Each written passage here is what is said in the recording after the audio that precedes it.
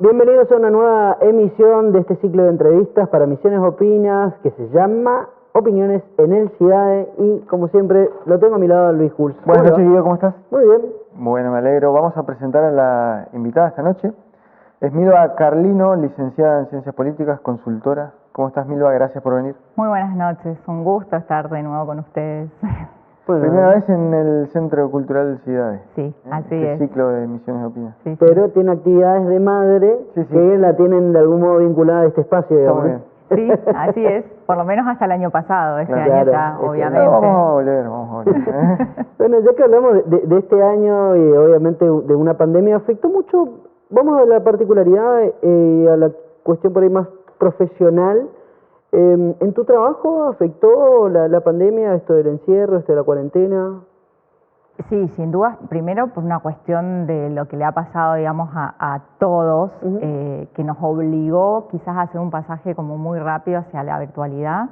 Muchas técnicas de investigación en opinión pública que si bien ya se venían implementando desde, digamos, las redes sociales o la incorporación, digamos, de encuestas de opinión pública desde los formatos digitales, bueno, tuvieron un auge en este momento fundamental porque, bueno, la encuesta cara a cara ya no se podía hacer Claro. por obvias cuestiones. Entonces, nos obligó a migrar rápidamente hacia lo virtual, hacia el mundo virtual, que era un proceso que ya se venía dando, pero digamos que la pandemia lo que hizo fue acelerar, ¿no? Ese tiempo, digamos, de migración hacia esos formatos.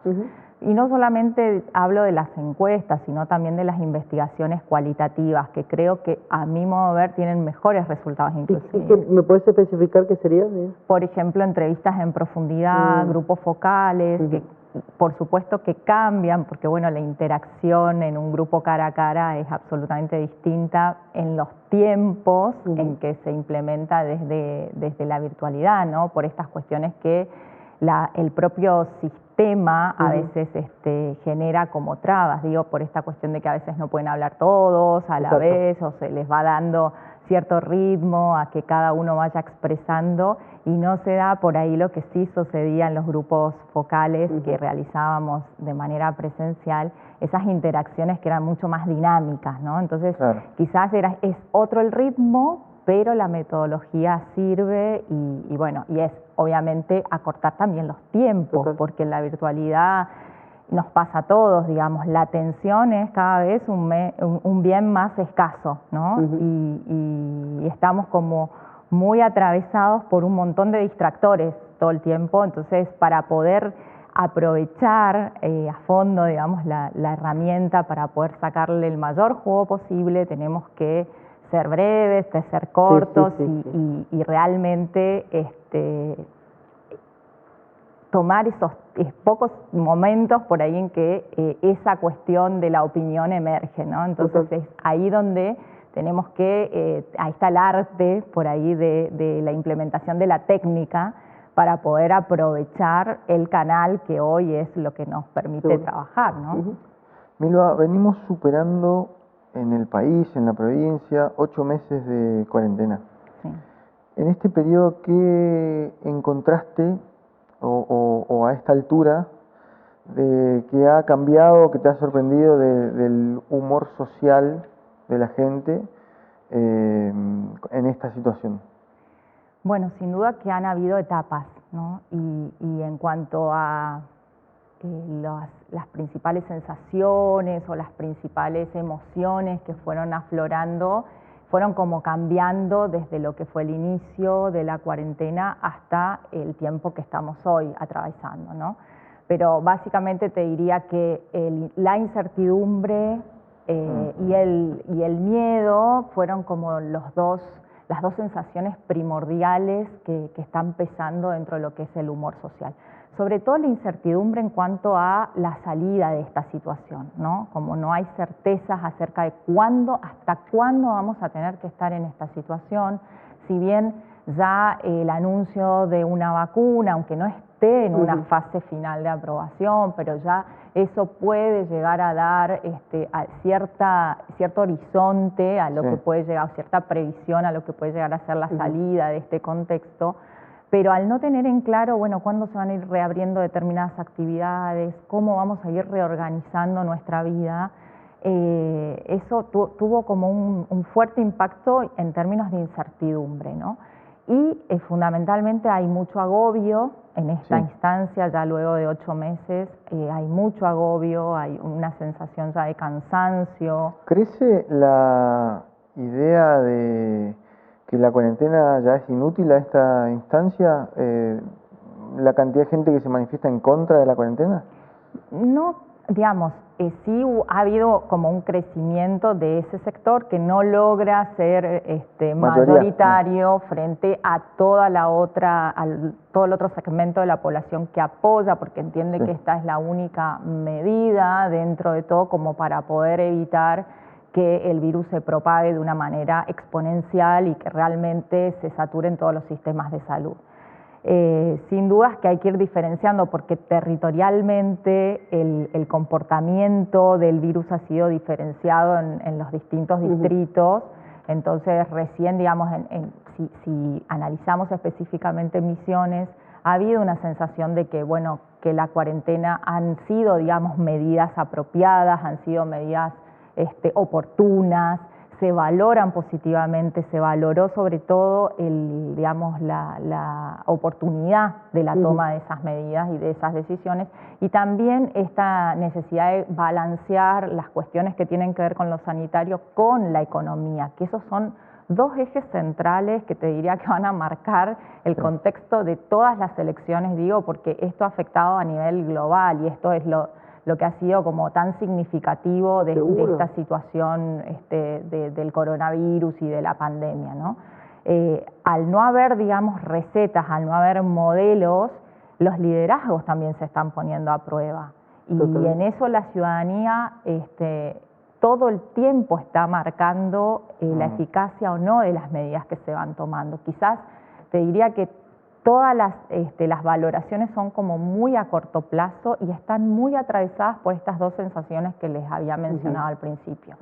La incertidumbre y el hartazgo, que eso también son, digamos, cuestiones del humor social que van a marcar, digamos, todo el contexto. Y las medidas, solo para cerrar, se valoran como muy a corto plazo, ¿no? Decir, bueno, sí, en esta te apoyo, esta me parece que está bien, esta no tanto, y así es como, digamos, son escenarios de muy corto plazo los que se pueden proyectar.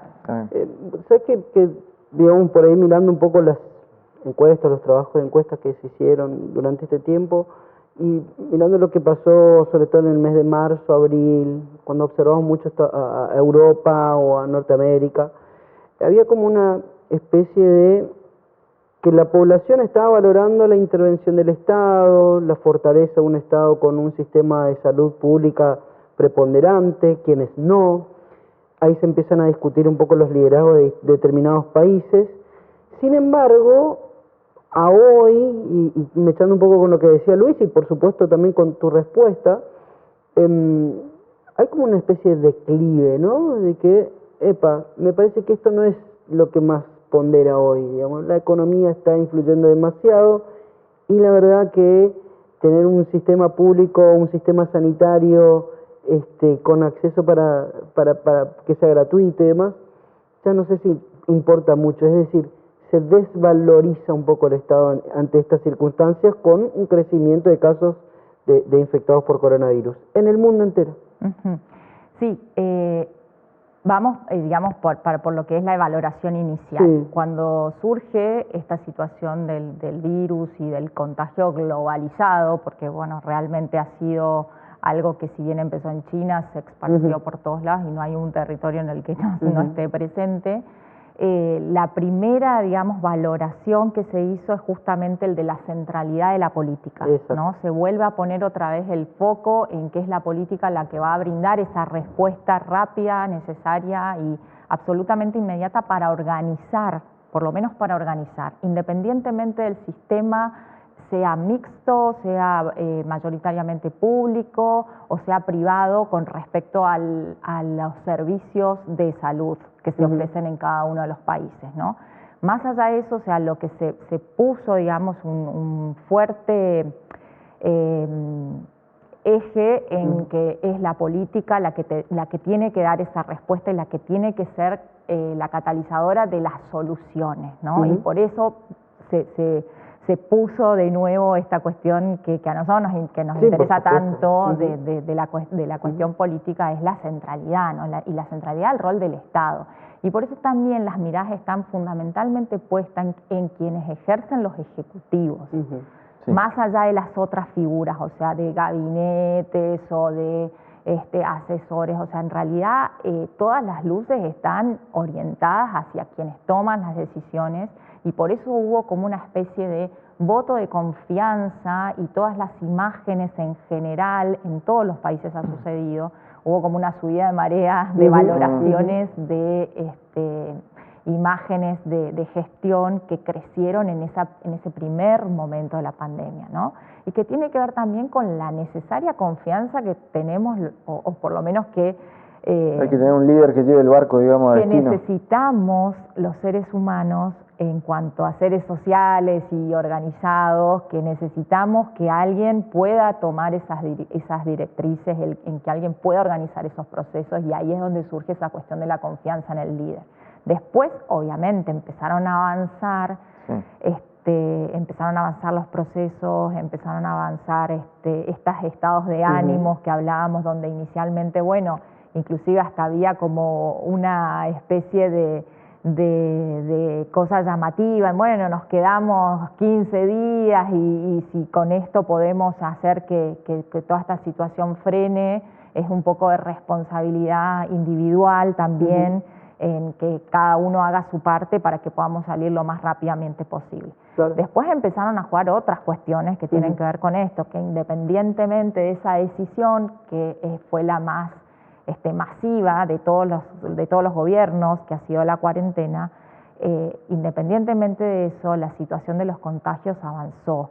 Y también hay una cuestión ahí que va del contrapeso de lo que son las decisiones, por un lado, de los ejecutivos, digo, nacional, provincial y local, porque en los tres niveles se observa este fenómeno de que la mirada está puesta sobre ellos fundamentalmente. Y también la cuestión de la responsabilidad individual, ¿no?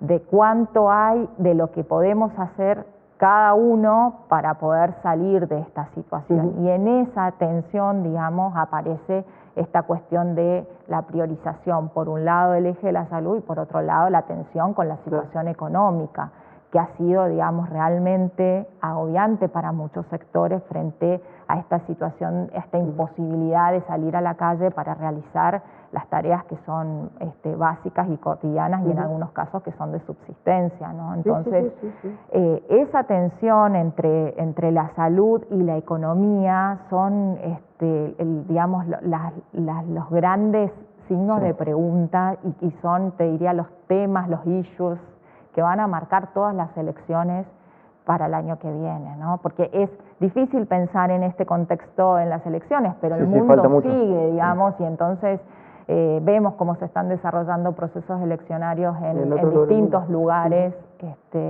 Hoy justamente es un día tan particular, ¿no? En uno de los países que también están todos los ojos puestos sobre bueno, cuál va a ser el resultado en Estados Unidos, digamos, ya han pasado las elecciones en Bolivia, han pasado otras elecciones. Entonces, más allá de la situación tan particular y tan inédita que está marcando este contexto. Bueno, y particularmente, por ejemplo, en las elecciones de Estados Unidos, donde hubo un peso, digamos, sobre las determinaciones o no que tomó el Estado norteamericano y el presidente Donald Trump, ¿no? Sí, sin duda, porque, bueno, justamente al postularse para la reelección, lo que se pone en juego es justamente la valorización acerca de cuánto se apoyan esas decisiones que se tomaron, ¿no? Inicialmente en la administración de Donald Trump. Fundamentalmente porque, bueno, en un momento hubo como una especie de no darle demasiada trascendencia a la cuestión de la pandemia, y luego hubo una estigmatización con respecto al origen del virus. De hecho, lo sigue llamando aún en todos los debates en los que pudimos observar. En el discurso de Trump estuvo muy presente esta idea de que el virus es un virus chino, ¿no? Y justamente esa cuestión de la polarización, digamos, con respecto a China como otro actor político dentro del escenario internacional de contrapeso. Entonces, en ese sentido, la elección de Estados Unidos lo que va a marcar es cuánto pesa dentro de la ciudadanía esas decisiones que se tomaron tanto en la órbita de lo sanitario como en la órbita de lo económico. Las encuestas en general no están, si bien dan como favorito al candidato demócrata, la diferencia es mínima y realmente hemos visto cómo en un contexto como el de Estados Unidos ya, digamos, el antecedente de las anticipaciones que se han hecho dentro de las elecciones anteriores han resultado, digamos, bastante erróneas con respecto a la anticipación de los resultados electorales. Sin duda que hay un dato que es muy significativo que tiene que ver con el comportamiento electoral en cuanto al cuidado de la salud, ¿no? Que 2/3 de la población hayan votado a través del correo marca, digamos, un punto también que tiene que ver con la propia necesidad de preservarse, de cuidar la salud, pero también está marcando una necesidad de participación compromiso que es sumamente, absoluto, ¿no? sumamente significativa, y sobre todo el segmento de los jóvenes, ¿no? Que también es otro dato que me parece súper relevante en este contexto. Ahora, también hay que tener en cuenta que en la elección pasada también la favorita era la candidata demócrata y sin embargo el sistema electoral es muy particular en Estados Unidos porque es indirecto, ¿no? No se vota de manera directa como lo hacemos acá a nuestro presidente, a quien dirige el ejecutivo, digamos, y al cargo, digamos, de vicepresidente, sino que es un sistema indirecto, que lo que se eligen son electores y bueno, ahí es donde entra el peso que tiene cada uno de los estados y esta cuestión de la digamos, de la territorialidad y la cercanía que por ahí pueden llegar a tener los distintos candidatos en los distintos territorios. Hablaste de liderazgo varias veces y te traigo un poquito al plano más local. El intendente Estelato, el gobernador Herrera Watt, ¿cómo les fue con la imagen y la percepción que tiene la gente de su desempeño en estos 8 meses y pico de pandemia? Imagino que arrancaron de una manera, luego se fue modificando, porque uno tiene el reflejo de lo que ocurrió con el presidente, por ejemplo, y en el plano más local, ¿cómo fue? Bueno, para volver a repasar, digamos, lo que pasó a nivel nacional es que hubo un momento, digamos, una cresta de la ola en la cual hubo una valoración muy alta y un apoyo muy alto a la gestión nacional, y esto te diría que también fue similar, digamos, a lo que sucedió en Misiones y particularmente en Posadas. Inclusive, y estos ya son datos que surgen de lo cualitativo, hay una valoración de que incluso acá se resolvió mejor que a nivel nacional, digamos. La ciudadanía refiere en los estudios cualitativos a que ha habido, digamos, un mejor mecanismo de toma de decisiones frente a esta situación tan excepcional, ¿no? Como por ejemplo el cierre de las fronteras, el cierre de la escolaridad, de las escuelas. Fueron todas medidas que se valorizan como muy importantes. Bueno, en la localidad de Posadas se vio, por ejemplo, que hubo mucho movimiento en la pandemia, digamos. Exactamente. Bueno, sin duda, esos movimientos, esas obras, esos nuevos asfaltos, todos estos movimientos que se han visto, digamos, en cuanto al arreglo de plazas, de plazoletas, es algo que también se evalúa positivamente, digo, pese al contexto de la pandemia que de alguna manera marcó un ritmo más lento en toda esta cuestión de quienes se hicieron cargo de gestiones locales, provinciales, incluso nacionales. Se vio, digamos, que a pesar de la situación sanitaria en donde se volcaron mayoritariamente todos los recursos para prepararse para el manejo de la pandemia, también hubieron obras que están motorizando, ¿no?, profundos cambios en lo que es la ciudad. Y eso se evalúa positivamente, ¿no? Cambios que tienen que ver con nuevos asfaltos, en avenidas, en distintos puntos de la ciudad, porque eso también se ha expresado, digamos, en diversos estudios que hemos realizado, que no solamente se concentran en el área céntrica de la ciudad, sino que también se empiezan a ver estos cambios en otros puntos de distintos barrios de la ciudad, y eso se valora positivamente, ¿no? Porque, digo, el esfuerzo frente a este contexto, con una respuesta de esas características, es bien valorado. Claro. ¿Cuánto vos crees que va a pesar, y la última pregunta de mi parte, la gestión de la pandemia de este año en las elecciones a la hora de decidir el año que viene? Bueno, yo te diría que es fundamental, es el eje central de lo que va a ser... Más allá de lo que pueda pasar el año que viene, u otras cosas. No hay nada que va a opacar lo que ocurra este año. Totalmente, digo porque el humor social ya está bastante marcado con estas sensaciones que habíamos hablado al inicio, ¿no? Esto de la incertidumbre, el temor, el miedo, el hartazgo. Entonces, todo eso va a marcar un poco cómo vamos a llegar a las elecciones el año que viene. Y sin duda que esto es una foto que va construyendo una película. O sea, nosotros hoy tenemos una situación particular con respecto a la cantidad de casos y a la cantidad de contagios que se están manejando, digamos, bien dentro de lo que es el sistema de salud, pero bueno, también hay una incertidumbre con respecto a cómo va a evolucionar esto en la provincia. Entonces eso también va a ir marcando el ritmo de cómo se va a desarrollar un contexto eleccionario. Y otra incertidumbre es también esto, de cómo dentro de nuestro sistema electoral se van a implementar las elecciones. Esa es otra discusión que el sistema político debe darse, porque digamos, frente a este escenario en el que la vacuna puede llegar a demorarse, o por lo menos también hay otra situación, cuánto de confianza hay en las vacunas que se puedan llegar a implementar por parte, digamos, del Estado Nacional, y cómo eso va a todas esas decisiones que, como les decía, se van valorando una a una y no dan una carta blanca de confianza frente a cualquier acción que genere cualquier gobierno, ¿no? Entonces, todo eso es un conjunto de factores que se van a ir evaluando al momento de la elección.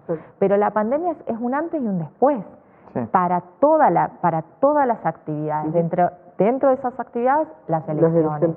Y en ese sentido, quienes están en los gobiernos van a ser evaluados, como va a ser el caso de Estados Unidos, va a ser el caso nacional, provincial y local, y también quienes están en la oposición van a encontrar en el manejo de esa pandemia las herramientas como para expresar, digamos, conformidad o disconformidad frente a eso, ¿no? Milva, ha sido un gustazo tenerte por acá, la verdad. Nos hubiese gustado tenerla un rato más sin charlar, porque está buenísimo. Les quiero regalar acá. ¿Cómo no? Me dijo que le gustan los picles y los pepinos, así que de Flor de Jardín, de la gente de Life Market, para compartir ahí con la familia. Bueno. Una noche de película o de debate presidencial o alguna cosita, algún programa político le puedo meter, no hay problema. Bueno, buenísimo, muchísimas gracias. Gracias, un placer. Bueno, nosotros nos despedimos, agradecemos a la gente del Centro Cultural Vicente Ciudad y a la gente de Canal 4 Posadas. Nos reencontramos dentro de una semana.